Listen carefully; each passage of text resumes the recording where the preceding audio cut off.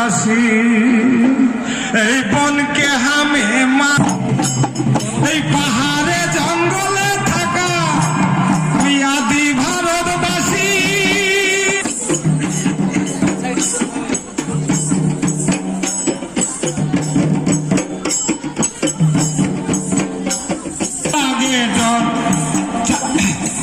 এই জঙ্গলে দেখছি কত জঙ্গলি ফুলের হাসি, আদিবাসী ওগো হামে আদিবাসী।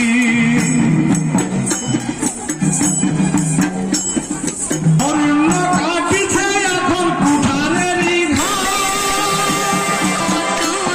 ওই সামহনের বংশবতীকে দেখে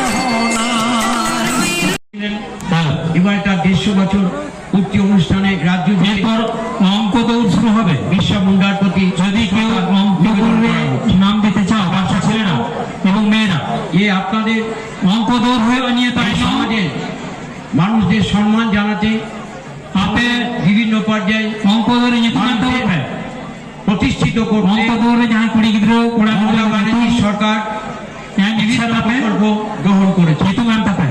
আপনাদের এসটি সার্টিফিকেট জন্য ক্যাম্প দৌড়ের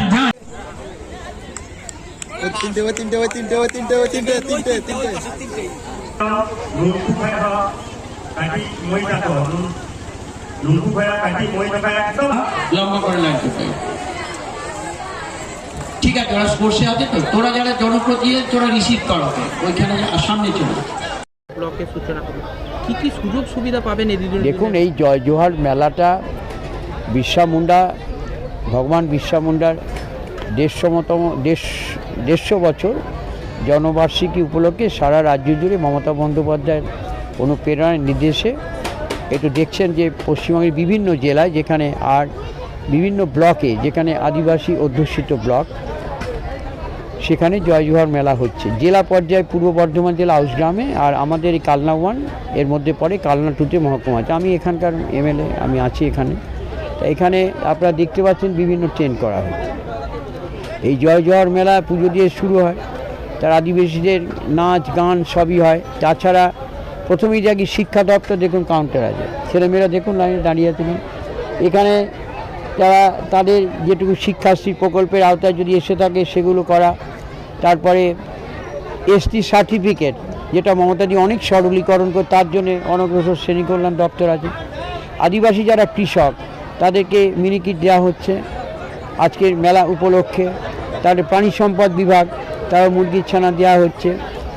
আমাদের এই ব্লকে আমরা 10টা করে ইউনিটকে, 9টা অঞ্চল তো, আর ইউনিটকে বেছে দিয়েছি, লাগবে হয়তো অনেক পরে আবার দিয়ে দেওয়া হবে। এসটি সার্টিফিকেট আবেদন এখানে গ্রহণ করা হচ্ছে, তদবির করা হচ্ছে, যারা পেন্ডিং আছে যা নিয়ম অনুযায়ী যদি হয় তাদের দিয়ে দেওয়া। তারপরে ক্রীড়া প্রতিযোগিতা হচ্ছে এদের বাচ্চাদের সব কিছু, তার ক্রীড়া আছে, সাংস্কৃতিক তো আছেই, দেখলেন আদিবাসী গামছা মাদল, নৃত্য ইত্যাদি। জয় জোহার প্রকল্পের সুযোগ, তাই তো জয় জোহার মেলা।